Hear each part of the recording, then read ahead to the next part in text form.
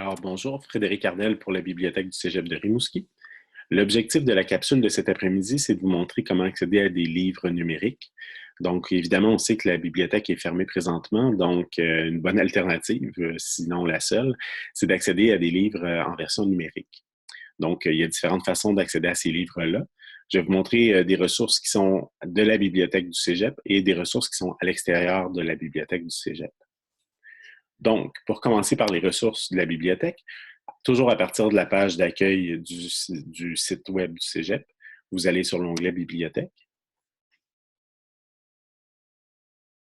Et là, on se retrouve sur la page d'accueil de la bibliothèque. Vous allez dans les banques de données. Les banques de données, ce n'est pas seulement des livres numériques. Hein. Il y a des banques de données d'articles de revues, d'articles de journaux, des encyclopédies, dictionnaires, etc., des outils spécialisés aussi. Mais il y a les livres numériques qui sont accessibles ici. Donc, on a deux banques accessibles présentement. Il y a ScholarVox International, qui est notre banque de données habituelle, donc c'est la seule qu'on a normalement, en temps normal. Et il y a Delibris qu'on a ajouté temporairement, parce qu'on a eu un accès, donc on l'a ajouté pour l'instant, mais on va aller voir en fait dans ScholarVox comment ça se présente. Donc, lorsque vous allez dans les banques de données pour la première fois, il faut absolument vous authentifier. Pour ce faire, vous devez utiliser votre nom d'utilisateur et mot de passe réseau qui vous a été fourni. Donc, c'est soit ce que vous utilisez pour accéder à votre poste de travail si vous êtes un employé du Cégep, ou c'est ce que vous utilisez pour les ordinateurs de laboratoire si vous êtes un étudiant. Donc, vous vous authentifiez. Une fois que c'est fait, si vous revenez à la page des banques de données, bien, vous allez pouvoir aller dans d'autres banques de données sans vous authentifier à nouveau parce qu'on a reconnu votre adresse IP. Et puis là, vous allez pouvoir accéder à toutes les ressources. Donc, une fois dans ScholarVox, il y a différentes façons d'explorer le contenu qui nous est présenté par l'outil, mais on va tout simplement regarder comment faire une recherche simple. Donc, vous pouvez entrer vos termes de recherche ici. Si on regarde un petit peu comment ça se présente en cliquant sur la flèche, on peut soit chercher dans le texte intégral, c'est-à-dire que les mots qu'on va entrer et qu'on va rechercher vont se trouver n'importe où dans le texte, ou soit les trouver dans le titre. Okay? Évidemment, on peut faire une recherche aussi par auteur si on sait ce qu'on cherche, ou même par éditeur. Ça, c'est peut-être un petit peu moins pratique. Mais en fait, essentiellement, c'est est-ce qu'on cherche dans le texte intégral ou dans le titre. Par exemple, si je cherche l'information sur l'intelligence artificielle, puis je cherche dans le texte intégral, ça veut dire que peu importe où vont se trouver mes mots intelligence artificielle, je vais trouver le document. Tandis que si je cherche simplement dans le titre, ben vous imaginez qu'il va y avoir beaucoup moins de résultats, sauf que les documents que je vais trouver vont être beaucoup plus pertinents parce que justement, les mots vont être dans le titre. Donc, c'est ce qu'on va faire pour cet exemple-là. Donc, on entre intelligence artificielle.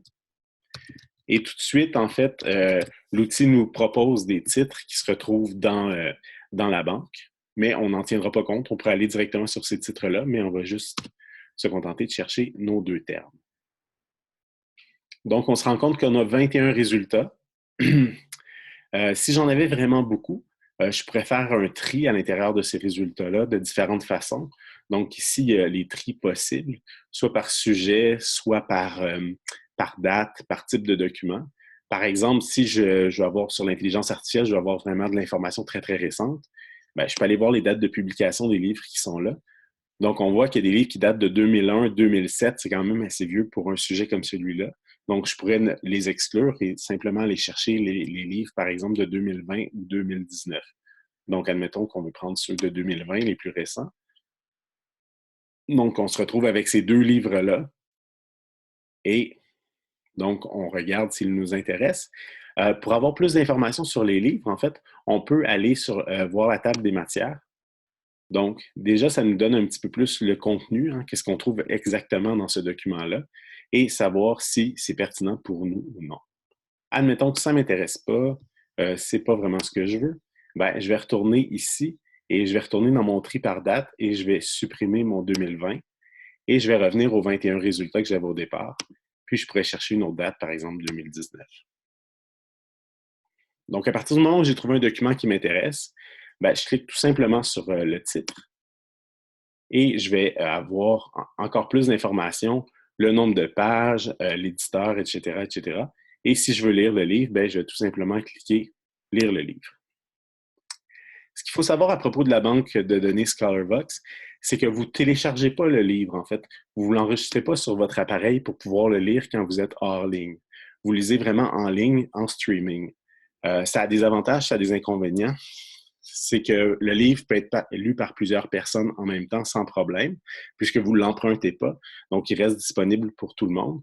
Par contre, évidemment, il faut avoir une connexion Internet pour pouvoir consulter le livre. Donc, selon les banques de données, les lecteurs sont différents, les lecteurs de livres numériques. Celui-là, essentiellement, ce qu'on fait, bien, on se promène vers le bas en descendant tout simplement notre curseur. Donc, on est dans le livre. Normalement, on arrive à la table des matières, encore une fois, pour savoir vers quelle page se tourner pour avoir notre contenu. Donc, l'information sur le livre, etc., etc.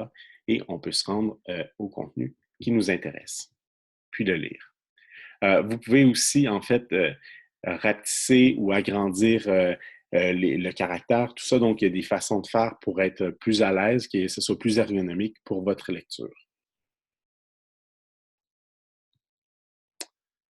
Donc, voilà. Pour Scholarvox. Essentiellement, ça ressemble à ça. Si vous avez des questions sur Scholarvox ou sur n'importe quel autre des outils, évidemment, vous n'hésitez pas. Vous venez nous voir, vous venez pas nous voir, pardon, vous nous contactez à la bibliothèque. Je vais vous montrer comment tout à l'heure, puis on va pouvoir vous donner un coup de main avec la consultation des documents. Donc ici, si je veux fermer, donne-moi juste un instant. Petit problème avec ça ici. On va le descendre en bas, ça va être le problème. Donc, les banques de données de la bibliothèque. Donc, on a vu Scholarvox International. Delibris, on a un accès temporaire étant donné la situation actuelle. Donc, ça fonctionne un peu de la même façon. On se connecte et on a accès aux livres directement en ligne pour consultation en ligne. Il y a 90 000, un peu moins de 90 000 livres dans Delibris. Il y en avait 50 000 dans Scholarvox. Les livres qui sont dans Delibris sont... il y a des livres très intéressants, il y en a d'autres qui sont moins, des rapports de recherche, des choses comme ça. Aussi des livres qui sont disponibles gratuitement sur le web, mais il y a quand même des livres là-dedans qui peuvent être intéressants. Comme dans toutes les banques de données, lorsque c'est possible, je vous invite à aller chercher en recherche avancée parce que ça vous donne plus de paramètres de recherche. Vous pouvez mieux préciser votre recherche et mieux comprendre en fait les résultats que vous avez parce que vous avez vous-même décidé des critères, de tous les critères de recherche, par exemple les années, etc., etc. Donc, admettons que je cherche l'information sur l'histoire religieuse. Donc, je cherche tout simplement comme ça. Puis les années, ici, je vais pouvoir préciser, admettons, de 2000 à 2020. Puis je lance ma recherche. Toujours un petit délai avant de trouver les documents, c'est normal. Donc, j'ai 103 résultats. OK? Et on voit que ça porte vraiment sur des thèmes religieux qui touchent à l'histoire, donc Marguerite Bourgeois, Marie de l'Incarnation, etc. Et s'il y a un livre qui vous intéresse, par exemple l'Atlas historique des pratiques religieuses, ben, vous cliquez sur le titre et vous allez pouvoir le lire à l'aide du lecteur qui est fourni dans Delibris. Le lecteur n'est pas le même que dans Scholarvox on avait tout à l'heure. Donc là, c'est une lecture un peu plus naturelle, si on veut. C'est comme si on tournait les pages du livre, tandis que tout à l'heure, on défilait le texte vers le haut. Mais essentiellement, ça revient à la même chose. Vous avez le texte directement en ligne pour votre lecture. Okay? Et encore une fois, vous pouvez ajuster le lecteur, les caractères, tout ça. Donc voilà pour Delibris. Donc ça, c'est les ressources qu'on a à la bibliothèque du Cégep présentement. Par contre, des livres numériques, il y en a vraiment beaucoup d'autres. Ceux qu'on a, nous, à la bibliothèque, c'est vraiment pour faire des travaux, en fait. C'est vraiment du documentaire surtout. Évidemment, si vous avez des intérêts, vous pouvez aller fouiller là, mais ce n'est pas là que vous allez trouver des romans. Pour avoir plus de la lecture de loisirs, des romans, tout ça, je vous conseille d'aller vers les ressources des bibliothèques publiques. Par exemple, si vous êtes résident de Rimouski, vous pouvez vous abonner gratuitement à la bibliothèque Lisette Morin. Ils ont accès à l'outil prêtnumérique.ca. Et donc, là-dedans, il y a vraiment beaucoup de livres que vous pourrez emprunter et puis que vous pourrez par la suite consulter directement de la maison. Donc, je vous invite à contacter votre bibliothèque publique, que ce soit à Rimouski ou ailleurs, pour avoir plus d'informations sur prêtnumérique.ca, qui est un très bon outil, mais on n'est pas abonné à la bibliothèque du Cégep. Ça convient mieux pour l'instant aux bibliothèques publiques. Ensuite de ça, il y a la Bibliothèque nationale du Québec. Donc, si vous faites une recherche BANQ pour Bibliothèque et Archives nationales du Québec sur Google, vous allez tomber sur ce site-là. Et là, il y a vraiment un foisonnement de ressources là, assez impressionnant. Si on va ici dans BANQ numérique, vous allez avoir une idée un peu de ce qu'on y retrouve.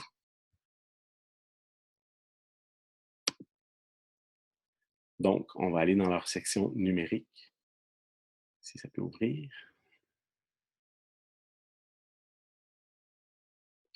Leur site web est très sollicité ces temps-ci, vous pouvez vous imaginer. Il y a beaucoup de gens qui cherchent des ressources, qui cherchent des façons de passer le temps. Donc, sur le site de BANQ, vous trouvez non seulement des livres, mais évidemment des journaux, des revues, aussi des films en ligne. Il y a de la musique en ligne aussi. Donc, vraiment, vraiment beaucoup de contenu. Donc, j'espère que ça va fonctionner. Parce que sinon, je vais être obligé de recommencer mon enregistrement. Pendant que ça cherche, en fait, je vais vous montrer une autre ressource. Donc, on n'attendra pas plus longtemps. Étant donné le contexte actuel, il y a beaucoup, beaucoup d'initiatives qui sont là pour un peu rendre tout le contenu plus accessible plus facilement. Il y a différentes initiatives. Si vous cherchez un petit peu partout, ça vous est présenté. Et je vous donne un exemple. C'est la Bibliothèque publique d'information du Centre Georges Pompidou à Paris, donc le musée Pompidou, qui donne accès à toutes ces ressources gratuitement. Okay? Donc, ici, dans l'article Confinement des ressources numériques accessibles exceptionnellement, ben, vous allez voir que beaucoup de leurs ressources sont accessibles gratuitement. Normalement, c'est simplement pour leurs usagers, les gens qui sont membres de ces bibliothèques-là.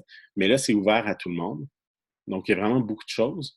Et par exemple, Kern, qui est intéressant, je vais y revenir tout à l'heure parce qu'il est sur le site de la Bibliothèque nationale, mais Numérique Premium, par exemple, qui donne accès à du livre numérique, ben, on y a accès présentement tout le monde simplement en entrant les informations NP, barre de soulignement BPI. OK? Donc, on va se connecter puis on va voir ce que ça donne.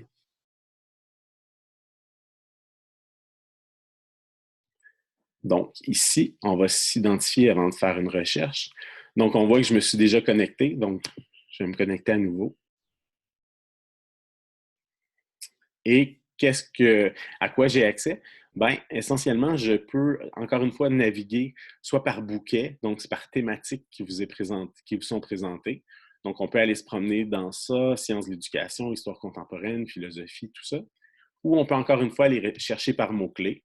Donc, si je cherche l'information sur l'histoire médiévale, ouais, je lance ma recherche et je vais avoir les livres d'histoire médiévale. Il y en a 55. Donc, je disais tout à l'heure, je vous conseille d'aller en recherche avancée. Ce n'est pas ce que j'ai fait, mais aller en recherche avancée, ça va vous donner plus de critères de recherche. Et là, ensuite, je choisis le livre qui m'intéresse, par exemple l'Atlas de la France médiévale, si je veux le consulter. Bien, ici, je peux avoir la table des matières. Puis, si le livre m'intéresse, ben, j'accède au texte intégral. Encore une fois, on a un lecteur particulier.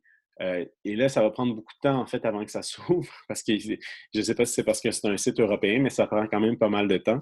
C'est plus rapide que tout à l'heure lorsque j'ai fait mon essai.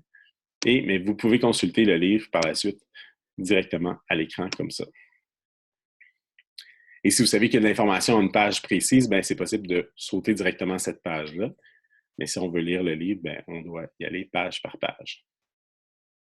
Donc, ça, c'était pour les ressources de la Bibliothèque publique d'information du Centre Georges Pompidou. Mais comme je vous dis, il y a plusieurs institutions partout dans le monde qui ont donné accès gratuitement à leur contenu. Donc, ça vaut la peine de se promener un petit peu sur le web puis d'essayer de trouver ces ressources-là. Sinon, Bibliothèque et Archives nationales du Québec, donc, je vous disais tout à l'heure, c'est notre ressource à nous au Québec. Donc, désolé. Donc, Bibliothèque et Archives nationales du Québec. Lorsqu'une fois que vous êtes là, vous êtes dans le contenu numérique.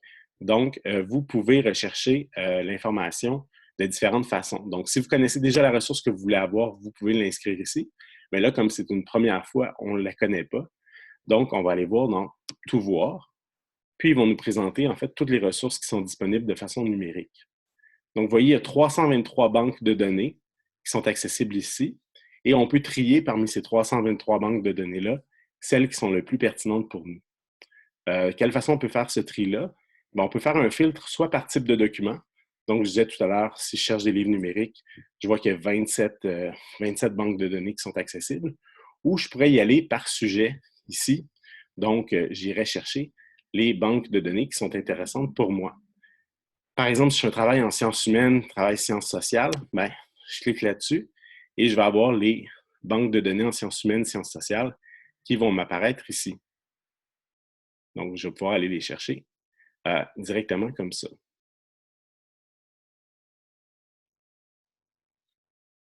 Je parlais de Kern tout à l'heure, donc sur le site de la BPI, ben, BANQ est abonné à Kern, donc c'est possible d'y accéder d'ici. Il y a vraiment beaucoup de choses très, très intéressantes pour faire vos travaux. Mais si on revient à nos livres numériques, donc on revient à la page où on était tout à l'heure, Tout voir,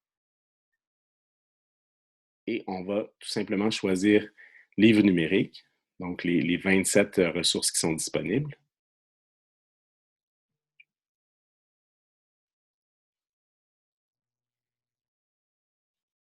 Ça ne sera pas bien long. Donc, on voit que le site est très sollicité. Je n'aurais pas dû reculer comme ça ma page. J'ai peut-être perdu ma priorité. Donc, bon, étant donné que c'est long, je vais vous montrer en fait comment faire pour vous abonner aux ressources de BANQ. C'est gratuit et ça vaut vraiment la peine. Donc, si on revient à la page d'accueil de BANQ, donc, on va revenir à la page d'accueil. Et de là, la première fois que vous vous connectez, vous allez dans Mon dossier, même si vous n'avez pas déjà de dossier. Okay? Et c'est par là que vous allez passer, c'est la porte d'entrée vraiment pour rentrer dans les banques de données. Mais la première fois, vous n'avez pas d'identifiant puis de mot de passe à écrire là. Donc, vous allez dans Comment s'abonner et vous abonner. Abonnez-vous. Donc, vous remplissez simplement le formulaire qui est là à l'écran et on va vous envoyer un identifiant puis un mot de passe, donc on étant les gens de la Bibliothèque nationale. Et la fois d'ensuite, quand vous allez revenir sur le site de BANQ avec votre identifiant puis votre mot de passe, vous allez pouvoir tout simplement arriver à cette page-là, aller dans Mon dossier et vous connecter. On accède aux ressources en ligne, donc on va essayer encore une fois d'accéder pour aller voir les livres numériques. Donc, ça semble bien fonctionner cette fois-là. On clique sur Tout voir. Et là, on devrait me présenter toutes les banques de données, donc les 323 banques de données. Et on peut les filtrer, comme je disais tout à l'heure, par livre numérique. Donc, on choisit ça comme filtre. On va me présenter les 27 banques de données de livres numériques qu'il y a disponibles. Donc, vous les voyez comme moi. Et bon, Kern se retrouve dans les banques de données de livres numériques, notamment parce qu'il y a les Que sais-je, qui sont des petits livres très, très pertinents sur vraiment beaucoup de sujets, mais il y a aussi d'autres volumes qui sont disponibles sur Kern. Puis aussi, si vous allez dans les différentes banques qui sont disponibles, il y a eBook Central qui est intéressant, eBook en EBSCOhost qui est intéressant. Puis il y a Numérique Premium qu'on a vu tout à l'heure sur la BPI. Et il y a Overdrive aussi qui a beaucoup de choses. Il y a des livres sonores aussi, des livres que vous pouvez écouter plutôt que de les lire. Et prêtnumérique.ca est aussi disponible sur le site de BANQ. Donc, ça fait le tour essentiellement de ce que je voulais vous dire aujourd'hui sur les livres numériques. Si jamais vous avez des questions pour la bibliothèque, gênez-vous pas. On a toujours notre petit chat qui est là, donc notre petit clavardage qui est disponible. Donc, venez nous poser vos questions. On est là de 8h à midi et puis de 13h jusqu'à 16h tous les jours du lundi au vendredi. Et lorsqu'on n'est pas en ligne, bien, vous pouvez simplement laisser un message avec votre adresse courriel et on va vous contacter pour vous aider du mieux qu'on peut. Donc, gênez-vous pas pour nous demander. Toute l'équipe de la bibliothèque est là derrière, même si on n'est pas visible, on est là, puis on attend vos questions. Fait que bonne exploration du livre numérique. Merci.